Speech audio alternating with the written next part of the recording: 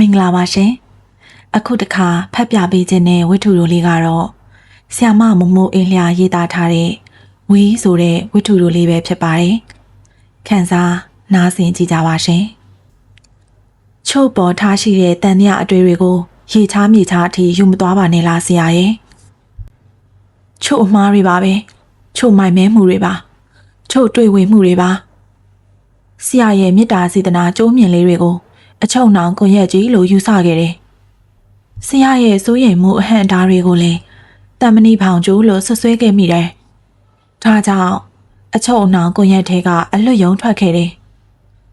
တမဏိဖောင်အတွင်းကလည်းပြည့်ထွက်ခဲ့မိတယ်ဒီအချိန်မှာမေတ္တာစေတနာဒုတဲ့ကြီးကိုရင်မာပိုက်ပြီးတန်တော်ငေးမောကြံရစ်ခဲ့လေတဲ့ဆရာကိုလည်းလက်လျူရှုခဲ့မိပြီလေဆရာကိုချိုမသိခဲ့သလိုချို့ကိုလည်းဆရာနားမလဲခဲ့ပါလားတက်တူကမြင်းနီလန်းလှလှလေးတွေကိုညနေတတရရအချိန်မျိုးမှာခြေလက်ဆန့်ရင်အပြင်းပြေလမ်းလျှောက်ချင်နေဆရာပြောသလိုအတန်မထွက်မလုံးမရှက်ထိုင်နေရတဲ့စာကြည့်ခန်းမထဲမှာစိတ်ကိုထိန်ချုံရင် dressing တွေဓာတ်ပေါင်းတွေအကြောင်းကိုလေးလာစီးဘူးမနေခြင်းမူဆရာအင်းရရေပြင်ရဲ့အလှကိုငေးပြီးတော့ရေစက်မှာခြေချလို့စော့ကစားခြင်းနဲ့မမြင်နိုင်စွမ်းတဲ့လေထုတွေကအရာတွေကိုလည်းတပင်တပန်းစမ်းသက်ရှောင်ဖွေမနေခြင်းမဟုတ်ဆရာရဲ့ဆရာကပြောတယ်စိတ်ကူးရင်ကဘာထဲမှာကြီးချို့ရှိမနေစေခြင်းမူတကယ်လက်တွေကဘာထဲမှာချို့ကိုရှိနေစေခြင်းနဲ့တဲ့ချို့ကတော့လေလာစမ်းပါဆရာရဲ့ဆရာလက်တွေစမ်းသက်ခန်းတွေကဖန်ပြုံတွေဖန်အိုးတွေအယောင်တွေအနံ့တွေအရသာတွေခဏထားခဲ့စမ်းပါဟော်ရီမှာပန်းဝင်လေးတွေဟော်ရီမှာလိပ်ပြာလေးတွေတဘာဝရဲ့အလှပတွေကိုခန်းစားလေစမ်းမလို့ဆွဲခေါ်ပြစမ်းခြင်းနဲ့ဖြစ်ကျင်တာတွေကစမ်းကျင်နေပါကလားဆရာဒါပေမဲ့ဆရာရဲ့ဒါဟာဆရာနဲ့ချိုဝေးခဲ့ကြရတဲ့အဓိကအကြောင်းချက်မဟုတ်ခဲ့သေးပါဘူးဆရာပျော်စရာကောင်းတဲ့နေ့တစ်နေ့ပါပဲဆရာဘာသာရဲ့အလိုက်ဖွဲ့စည်းထားတဲ့အသင်းအသီးတွေအသင်းသားအချင်းချင်းရင်းနှီးမှုရရှိရေးစာသင်ခန်းရဲ့ပြင်ပပတ်ဝန်းကျင်ကိုလေးလာသုံးသပ်ရေးပေါ်ဆရာရဲ့တန်လျင်မြို့ဟာလေးလာရေးဥတီယာပါပါရာကြီးဖျားဟာလေးလာရေးခရီး1900ပါကြောက်တန်းရည်လေဖျားကတော့စုစုဝေးဝေးအေးအေးဆေးဆေးတပြော့တပါဖျားဖူးကြရနေရပေါ့တန်လျင်ခရီးကအပြန်မှာဆရာဟန်ဆရာအပြုံးတွေနဲ့ဆရာအကြည့်လေးတွေကချို့နေရရတနာဆောင်ထီလိုက်လို့နှုတ်ဆက်ကြလေရဲ့ချို့ရဲ့ဆရာရဲ့လို့အတိမတ်ပြုခဲ့မိကြပြီလေအဲ့ဒီနှစ်ကချို့စားမေးပွဲအောင်နေကြည်နူးစရာကောင်းတဲ့နေ့တစ်နေ့ပါပဲဆရာအဆောင်မှာစားတော့ရတာညင်းငွေလာတော့လေအပြင်ထွက်စားကြရတာအရသာရှိတယ်ပေါ့နန်စင်းဟိုတယ်ကဟင်းခွက်တွေရဲ့အရသာဟာဆရာစေတနာကြောင့်လားချို့အပြုံးကြောင့်လားချုံမြနေရတော့အမှန်ပါပဲလေရင်းနှီးမှုရဲ့တိုးတက်လာခြင်းအထိမ်းအမှတ်ဆိုပါတော့ဌာနဆိုင်ရာလှုပ်ဆောင်ချက်တွေမှာဆရာထက်ထက်မြက်မြက်ရှိပုံကိုချို့သဘောကျတယ်။ကျောင်းသူတယောက်အနေနဲ့ချို့တက်တက်ကြွကြွပါဝင်လှုပ်ရှားတာကိုဆရာကချီးကျူးတယ်။ချို့ဆရာစီလာခဲ့အောင်ဆရာ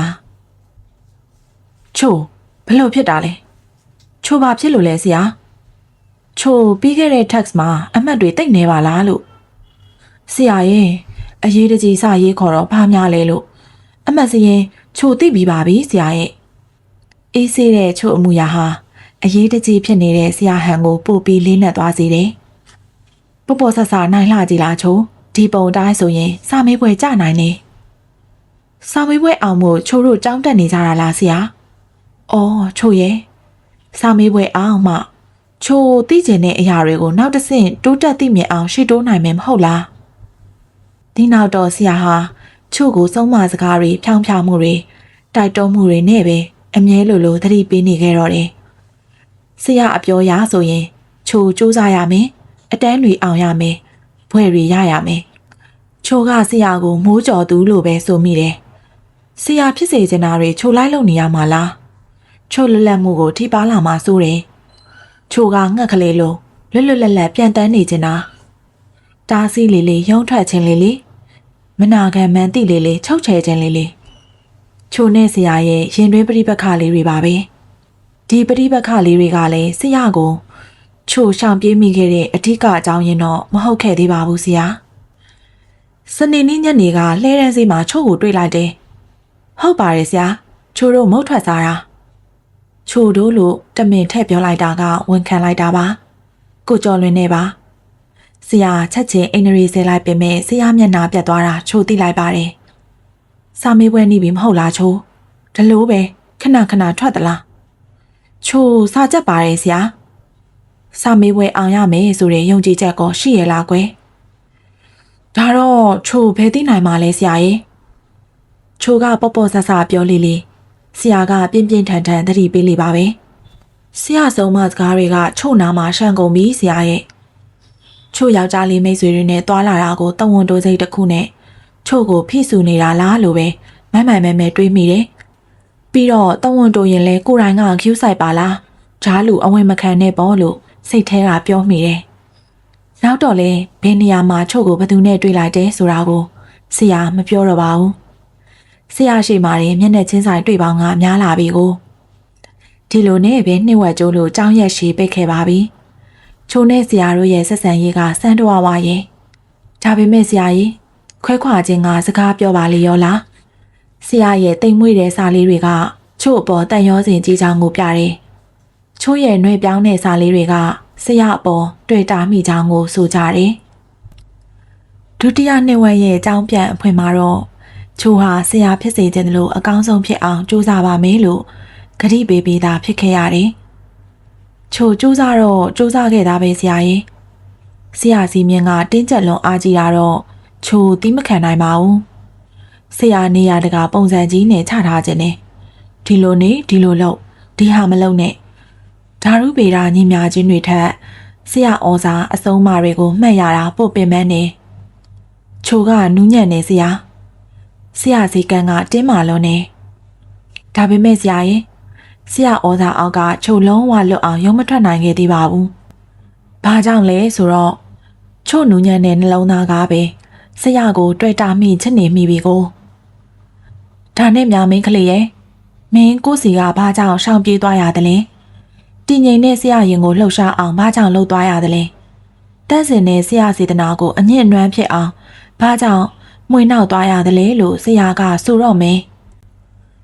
ညီမလေးရဲ့စိုးရိမ်မိတယ်ညီမလေးရဲ့စိုးရိမ်မိတယ်အနားမှာနေပါကွယ်ဆရာအနားမှာနေပါကွယ်ဓာရုပေတာဌာနဆရာအခန်းထဲကထွက်လာတိုင်းမကြားတကြားနောက်ပြောင်တီဆိုကြတဲ့ចောင်းသားကြီးတွေရဲ့လှောင်တံတွေလေချိုရှက်တယ်ဆရာရဲ့ဒါကြောင့်ဆရာစီချိုလာရမှဝင်လေးမိတယ်ဆရာအခန်းထဲမှာဆရာမရှိတဲ့အချိန်တော့တငယ်ချင်းတွေနဲ့တူတူဆလာချက်ဖို့ကိုချိုမရဲတော့ဘူးစာချက်ဖို့ဆိုရင်နေရာရွေးလွန်နေချိုရောက်ဝါလို့စိတ်လွင်ပါလွယ်တဲ့ချိုဒီလိုဆိုပြန်တော့စင်ကြေကန်စရာအကြောင်းတွေနဲ့စာအုပ်ကိုမျက်နှာချင်းမဆိုင်ခြင်းများမှု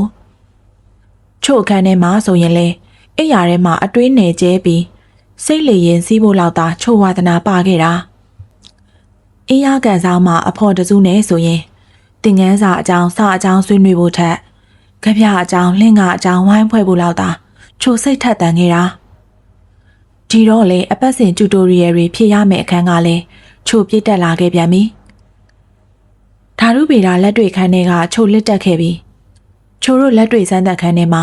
ဆရာဆလာတင်နေတယ်ဆိုတာကိုတောင်ချို့မသိခဲ့လေတော့ချို့အဖြစ်ကိုဆရာမသိပဲဘယ်နေပါမလဲချို့ဆရာစကားကိုနားမထောင်ပါလားကွယ်ရှောင်းနေတဲ့သူကိုမှမတွေ့အောင်ရှားပြီးဆရာကဆိုပြန်နေ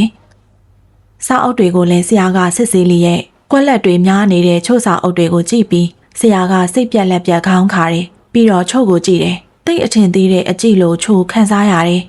ဆရာအကြည့်ကိုလေချို့ခန့်ပြဲမိတယ်ထပ်မှန်မိုင်းမဲခြင်းလို့ဆိုရမလားချို့အပေါ်အထင်သေးတာကိုချို့မခံချင်ဆုံးပဲမာနခင်းနဲ့တလွဲစပင်ကောင်းခဲ့တဲ့ချို့နားလည်မှုအမှားနဲ့မခွဲခြားတတ်ခဲ့တဲ့ချို့ခလေးငယ်အတွေ့နဲ့မရင်ကျက်သေးတဲ့ချို့ဆရာကိုအထင်လွဲတယ်ဆရာမြတ်တာကိုလည်းစော့ကားမိခဲ့တယ်ဒီစာတွေမကြက်တော့ဘာဖြစ်မှာလဲဒီစာမေးပွဲတွေမအောင်တော့ရောဘာဖြစ်မှာလဲကဲဒီပွဲမရတော့ကောဘာဖြစ်သွားမလဲဆရာကရောဓာရီရမှချို့ကိုခင့်တွေ့မှလားဒီလိုဆိုရင်တော့ဆရာစေတနာကိုချို့မယုံဆရာမြတ်တာကိုချို့မလေးစားဆရာတန်ရောစင်ကိုချို့လက်မခံကြတော့ဘူးလေဒါပေမဲ့လေဆရာကိုရှောင်ပြေးမိခဲ့တာဒီမကျေနပ်မှုလေးတွေကြောင့်ကြီးပဲမဟုတ်ခဲ့ပါဘူးလေချို့အရေးချင်းကိုချို့အထင်ကြီးတယ် ချို့ညံရဲကိုချို့အားကြောင့်ချို့မာနကိုပြုတ်ခဲ့မိပြန်နေဒီစာမွေးပွဲကိုအောင်ဖြစ်မယ်ချို့စားချက်ပြီးလက်တွေကန်နဲ့ပြန်ဝင်ပြီးပြက်ကွက်ခဲ့တာတွေပြန်ကူပြီးတငယ်ချင်းတွေကိုအားကိုရတယ်နားမလဲတာတွေကများလာတယ်ဓာရုဝေဒာဆိုတာအမိခံတဲ့ဘာသာမျိုးမဟုတ်ပြက်ကွက်တာကိုခွင့်လွှတ်တာမျိုးမဟုတ်ပြစ်ပယ်တာကိုလည်းတီးခံတာမျိုးမဟုတ်အမြဲထိတွေ့ကင်တွယ်နေမှကျွမ်းကျင်တတ်တာမျိုးအစဉ်စူးစမ်းရှာဖွေနေနိုင်မှပိုင်နိုင်တတ်တာမျိုးထာဝရလေးလာနေနိုင်မှလိုက်မိနိုင်တာမျိုးလေးချိုးပင်ပန်းလာပြီးခေါင်းတွေလည်းပူးလာပြီးအုံနောက်တွေလည်းဆူဝေလာပြီးဆောင်းမွေးပွဲကလည်းနီးလာပြီလေချိုးဘဲမှမသွားပြတော့ဘဲဧည့်သည်မှလည်းအတွေ့မခံတော့ဘူးအစားတောင်ကောင်းကောင်းမစားနိုင်တော့ပါဘူးဆရာရဲ့ချိုးမတွေ့တာကြပြီဆောင်းမွေးပွဲအတွက်သိပ်ပင်ပန်းနေပြီလားနားမလဲတာတွေဆရာနဲ့လားတိုင်းမှာချိုးအတွက်ဆရာစိတ်ပူတယ်တိတ်လည်းအပင်ပန်းမခံနဲ့ကျမ်းမာရေးလည်းခယူဆိုင်ဆရာဟုတ်တယ်ဆရာစီလာဖို့ချိုတတိရပေမဲ့တက်မင်မလာပဲနေခဲ့တာပေနေခဲ့တယ်ဆိုရင်ပို့မှန်မှာပေါ့ဆရာပြီးတော့ဆရာကိုချိုစိတ်ကောက်နေတာလေစာမေးပွဲပထမရက်ကျောင်းသားအတိုင်းအပတရဖြေကြတယ်ချိုကတော့အသင့်တင်ပါပဲဒါပေမဲ့မကြနိုင်သေးပါဘူးလေချိုအားမလျှော့သေးပါဘူးဒုတိယနေ့မစိုးပါဘူးတော်တော်လေးဖြေနိုင်တယ်ချိုအားတက်လာပြီတတိယနေ့တိတ်မရဘူးသူများတွေကတော့လွယ်တယ်နဲ့អော်နေကြတယ်တိတ်စိတ်ညစ်တယ်စတုတ်ထားနေဘာရီမှန်းမသိပါလားဘာရီမေးထားတာလဲဘာရီလဲဘာရေးချရမှာလဲဘာလုပ်ရမှာလဲစာမေးပွဲခန်းထဲကထွက်လာရမှာလားဆက်ထိုင်နေရအောင်မလားဘယ်ချိန်ထိထိုင်ရအောင်မလဲဖြည့်ဆိုချိန်3နာရီတဲ့ကုန်ခဲလိုက်တာစာမေးပွဲခန်းထဲကထွက်လာပြီးအင်းရကန်ဆက်မှာသွားထိုင်နေငေးမိငေးရတွေးမိတွေးရငေးနေမိတယ်လေကလည်းအေးလိုက်တာချမ်းလာတယ်လို့ပဲအေးရေးပြတ်ခဲ့တဲ့ညတွေကြောင့်ခေါင်းထဲမှာကြိုက်ခဲနေတယ်စိတ်ပူပန်မှုကြောင့်လည်းရင်တွေတလှက်လက်ခုန်လာတယ်အဲ့ဒီညမှာချိုဖျားတယ်နောက်နေ့မနက်မှာစာမွေးပွဲခန်းကိုမဝင်နိုင်တော့ပဲစီးကန်းကိုပဲရောက်ခဲ့ရတယ်စီးကန်းကနေဆက်ဖြေရပါတယ်လာဆောင်နေစရာမကအကျဉ်းနာနဲ့ဖိမှာပါရဲ့ဒါပေမဲ့ချို့ကောင်းနေမှာလေဘာမှမသိဘာမှမရှိဓာရုဗေဒဆိုတာအယောင်ဆုံးလားအနံ့ထုံသလားစုပ်ကင်လို့ရသလားအငွေလားအဆိုင်ခဲလားအိုးရှုပ်ထွေးလိုက်တာပရိယေတွေကလည်းများလိုက်တာမာယာကလည်းကျွေလိုက်တာတရားလီအောင်မလျှော့တဲ့အပူချိန်နဲ့မူးနောက်ဆူဝေးနေတဲ့အုံနောက်နဲ့ဒီအရှုပ်ထွေးတွေကိုဘယ်လိုဖြည့်ရှင်းရမလဲသွားဘာမှမတွေးချင်ဘူးမရေးချင်ဘူးသွားစမ်းမှာအဝေးကြီးကိုသွားကြစမ်းမှာတယောက်တည်းနေပါရစေအိတ်နေပါရစေစေကန်းရဲ့ဧည့်သည်ချိန်မှာပထမဆုံးရောက်လာတာကဆရာပါလားဆရာဘာများပြောချင်သေးလဲဘာများပြောနိုင်အောင်မလဲပြောလို့ကောဘာတွေအကြောင်းထူလာမလဲဆရာပြောမှတွေလဲချိုနားမထောင်ဝဘူးမကြောက်မအောင်ဆရာရဲ့ဒီတစ်ခါတော့ဆရာကအကျင့်နာပြုံးနေဆိုခဲ့တယ်နေကောင်းအောင်သာနေပါကွယ်ဘာမှမတွေးနဲ့တဲ့ဘာမှမတွေးနဲ့တဲ့ဘာမှလည်းမတွေးကျင်တော့ပါဘူးဆရာရဲ့နောက်နေ့တွေမှာလဲချို့နှစ်ဖူးပေါ်မှာရေခဲအိမ်နဲ့အပူရှိန်ရောက်အောင်သူနာပြုဆရာမတွေကစူးစမ်းပေးတယ်အဖျားဒီဂရီကဆရာမတွေကိုတော်လှန်နေစာမေးပွဲကဝတ္တရားမပြတ်ဆက်စစ်တယ်မိခိုးလွှာတွေကလည်းတာဝန်မပြတ်ရောက်လာတယ်တတိရတာရမရတာမရဖြည့်ချင်တာဖြည့်ရေးချင်တာရေးမှန်ချင်မှန်မှားချင်မှားအောင်ချင်အောင်မအောင်ချင်နေဘာမှမတတ်နိုင်တော့ပါဘူးလူနာကြည့်ဖို့ဧည့်လာချိန်က3နာရီခွဲအပြင်မှာဆရာရောက်နေတာက3နာရီမထိုးသေးဧည့်သည်ပြန်ချိန်က6နာရီနှင်ထုံးမှာဆရာပြန်တော့6နာရီခွဲဘေးလူတွေကအကဲခတ်တယ်တငယ်ချင်းတွေကလည်းအဝေးကပဲကြည်နေကြတယ်ပြီးတော့သူတို့မျက်နှာမှာနောက်ပြုံးလေးတွေနဲ့ဆရာပြန်ရင်သူတို့လာပြီးစကြပြီးနောက်ကြပြီးနေမကောင်းလျက်နဲ့ရေးရတယ်ဝမ်းနေလျက်နဲ့ကြည်နူးရတယ်စိတ်ပြက်ရင်းတွေကပီတိဖြစ်ရပါတယ်ဆရာရဲ့ကျောင်းပိတ်လို့သူများတွေအိမ်ပြန်ကြတော့ချိုကအားနေနေသေးလို့ဈေးကမှကြံခဲ့တယ်အိမ်ပြန်ကျင်လာပြီလာပြုစုနေတဲ့အမေကိုလည်းတနာလာပြီချို့အမေကဆရာကိုခင်ပါတယ်ချို့အကိုကလည်းဆရာကိုလေးစားတာပဲသူတို့အားလုံးချိုနဲ့ဆရာကိုနားလည်နေကြပါပြီချိုတို့မိသားစုအိမ်ပြန်တော့ဆရာစာမွေးပွဲဖြေရင်ကြံ့ရစ်တယ်လေမဟာသိပ္ပံအတွက်ပေါ့ချိုလည်းစိတ်ပူတက်လာပါပြီဆရာဖြေမှဖြေနိုင်မအောင်မလားဆရာစာမကြက်နိုင်အောင်ချိုနှောက်ယှက်ခဲ့မိပြီထင်ပါရဲ့ခွင့်လွတ်ပါတော့ဆရာရဲ့ချိုကိုခွင့်လွတ်ပါတော့ပြန်သားလာရတယ်ဆရာကိုလွှမ်းလိုက်တာခွဲရတာကတလားခွဲစာပုတ်သမားအိမ်ကိုဝင်ရတာကရက်30လောက်အောင်စရင်ထွက်ခံနေလေဆရာစီကစာရီလာလေချိုသိပါပြီဆရာချို့ကိုဒီလောက်တောင်နှစ်သိမ့်နေတယ်ဖြောင်းဖြနေတယ်ဆိုကြတဲ့ကချို့ဆောင်မိဘရဲ့အဖေကိုချို့သိလိုက်ပါပြီဆရာစိတ်ပူတာကချို့ပြန်မလာမှာကိုပဲမဟုတ်လားထင်းတဲ့အတိုင်းပဲလေ အဲ့ဒီနှစ်ကချိုစာမေးပွဲကြတယ်။ကျောင်းဖွင့်ရက်မှာချိုပြန်လာခဲ့တယ်လေဆရာရဲ့။ဆရာမှာတဲ့အတိုင်းကြိုကြိုတင်တင်ပြန်လာခဲ့ပါတယ်။ချိုချစ်တဲ့ရတနာဆောင်ကိုတော့ချိုမဝင်ရတော့ဘူးလေ။ချိုကိုလက်မခံတော့ဘူးတဲ့။ချိုနေရတဲ့ဘော်ဒါလေးဟာအင်းရကန်နာမှာချိုပြောပါတယ်။ချိုတယောက်ဘလောက်များပြောလိုက်တယ်လေ။အဆောင်မှာနေတော့ကအင်းရက6နာရီမထိုးခင်ခွဲရတယ်။ခုတော့အင်းရရဲ့ညအလှကိုတဝါကြီးကြည့်ပြီးမှပြန်လို့ရတယ်။မနဲ့ကြောင်းတက်ရင်လေအင်းရကန်မေးကရှောက်ခဲ့ရလို့ချိုကျေနပ်တာပါပဲ။ဒါပေမဲ့ဆရာကချို့ကိုမကျေနပ်ဘူးလေ။ချို့ကိုဆရာစိုးရိမ်ကြည့်နဲ့အမြဲကြည့်တတ်တယ်။ချိုဆောင်မွေးပွဲကြမှာကိုစိုးရိမ်တာလား။ယောက်ျားလေးတငယ်ချင်းတွေနဲ့ကြောင်းတူသွားတာကိုစိုးရိမ်တာလား။ဆရာကချို့ကိုငှက်ကလေးတစ်ကောင်လိုလောင်ကြိုက်ထဲထည့်ပြီးအလှသက်သက်ထားဖို့ရည်ရွယ်လျော့သလား။ဆရာကိုယ်တိုင်ကချို့ကိုဘာကြောင့်ပွပွလင်းလင်းမဆက်ဆန်တာလဲ။ချို့ကိုပြောအောင်ရွှင်အောင်ကြည်နူးအောင်ကိုယ်တိုင်ယူရနှစ်သိမ့်မှုမပြုတ်နိုင်တာဘာကြောင့်လဲ။အင်းရကန်မှာရှောက်ရတာကိုချို့ပြောတယ်ဆရာကဘေးမှာဘာလို့လိုက်မလာနိုင်တာလဲချို့တော့ဆရာလိုအိန္ဒြေကြီးတစ်ခွဲသားနဲ့မနေနိုင်ပါဘူးတခါတလေအနံ့အသက်တွေစူးရှာလောင်ပိတ်နေတဲ့ဓာတ်ခွဲခန်းထဲကနေထွက်ခဲ့ပါအောင်လားဆရာရဲ့အကူကကြားတာသိတာကိုဝတ်တရားရပြောရတာနော်ငါညမစဉ်းစားဆုံးဖြတ်ပေါ်တဲ့အကူလေးချို့ရဲ့အကူကပြောလာတယ်ဆရာနဲ့ချို့တို့ရဲ့ခင်မင်မှုအတိုင်းတာကိုရိတ်စားသိထားတဲ့အကူကပြောတာဆရာရဲ့သူကပြောတယ်ဆိုတာဆရာကိုချို့ဘယ်လိုလုပ်ပြောရမလဲမပြောချင်ဘူးဆရာပြောမထွက်ဘူးခက်တယ်ခုမှခက်တယ်မပြောဘဲနဲ့တည်ခဲ့ကြတဲ့အချက်မပြဘဲနဲ့နားလဲခဲ့တဲ့မြစ်တာချို့နဲ့ဆရာကြားမှာထားရှိခဲ့တဲ့တန်ရောစင်ဒါရီရဲ့နောက်ွယ်မှာစုံစည်းခြင်းနဲ့ချို့နဲ့ဆရာရဲ့ဆန္ဒဆရာကိုချို့လွန်ဆွဲနေမိခဲ့ပေမဲ့ဆရာကိုချို့ချစ်တယ်ဒါပေမဲ့မဖြစ်နိုင်ပါဘူးတဲ့ဆရာဟာမိန်းကလေးတယောက်ကိုလက်ထပ်ယူနိုင်လောက်အောင်ကျမ်းမာရေးနဲ့ပြည့်စုံသူမဟုတ်ဘူးတဲ့ဘလောက်များရှင်းသိလိုက်လေချို့ရှက်တယ်ဝမ်းလင်းနေတယ်ဆရာဟာချို့ပေါ်ကျင်နာပါတယ်မျက်နှိုးပါတယ်ဆရာစာတွေအရာပေါ်ကျင်နာပါတယ်မျက်နှိုးပါတယ်လို့ဆိုထားလျက်နဲ့ချို့ပေါ်ဘာကြောင့်ပွန့်ပွန့်လင်းလင်းရွရွရရကျင်နာမှုနဲ့မပိုက်ထွေးတယ်လေဘာကြောင့်အိန္ဒြေကြီးတစ်ခွဲသားနဲ့ကလေးငယ်တယောက်လိုသဘောထားခဲ့တယ်လေမတွေးချင်ဘူးဆွေးလည်းမဆွေးချင်တော့ဘူးတွေ့လည်းမတွေ့ချင်ဘူးဆရာကိုလည်းမတွေ့ချင်တော့ဘူးတည့်ရွက်လိုပဲလွင့်နေခဲ့တယ်သွားချင်ရသွားတယ်စားချင်ရစားတယ်တွဲချင်တဲ့သူနဲ့လည်းတွေ့တယ်ချိုးနဲ့ဆရာမတွေ့တာလဲကြားပြီတွေ့ရင်လည်းနှုတ်မဆက်ကြတာများပြီနှုတ်ဆက်ဖြစ်ရင်လည်းမလွဲတာမရှောင်တာယုံတွေ့ပြန်ရင်လည်းမကြည့်ဖြစ်ယုံချို့သိတယ်လေဆရာလည်းချို့ကိုအထင်လွဲနေတယ်မဟုတ်လားချိုဟာမျက်နှာများတဲ့မင်းကလေး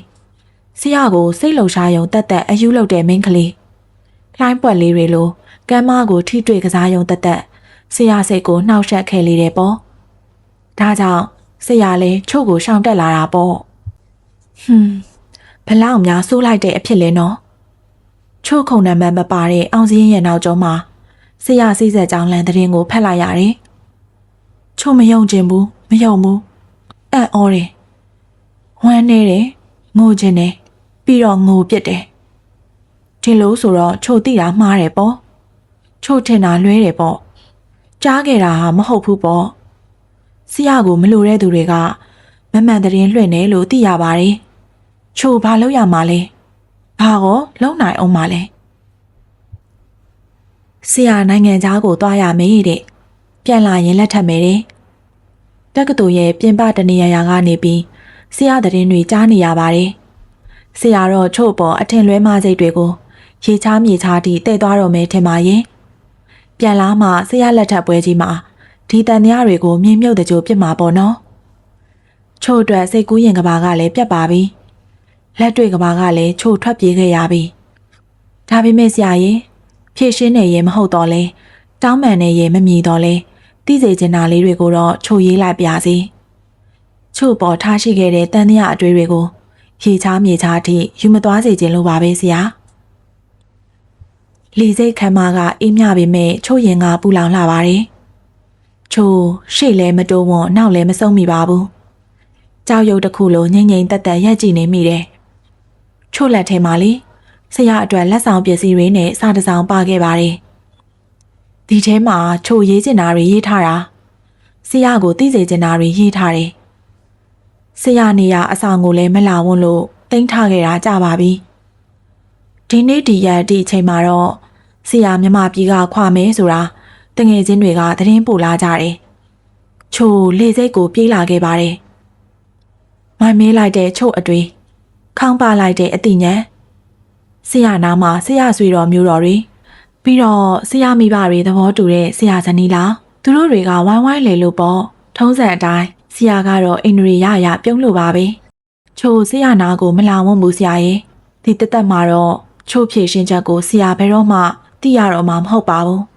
လေစိတ်ခမ်းမတွေမှာတယောက်တည်းထိုင်နေမိတာဘယ်လောက်ကြာပြီလဲမသိလေရင်မြန်တစ်စင်းကောင်းကင်ကိုထိုးတက်ပြန်ဝဲသွားတဲ့ကိုကြားလိုက်ရတယ်အချစ်ရွှေဘုံနေ့တမ်းမဂ္ဂဇင်းမတ်လ1980အဆုံးထိနားဆင်ပေးခဲ့ကြတဲ့စာချစ်သူများအားလုံးကိုကျေးဇူးတင်ပါတယ်ရှင်။အေးမြချမ်းသာကျန်းမာကြပါစေ။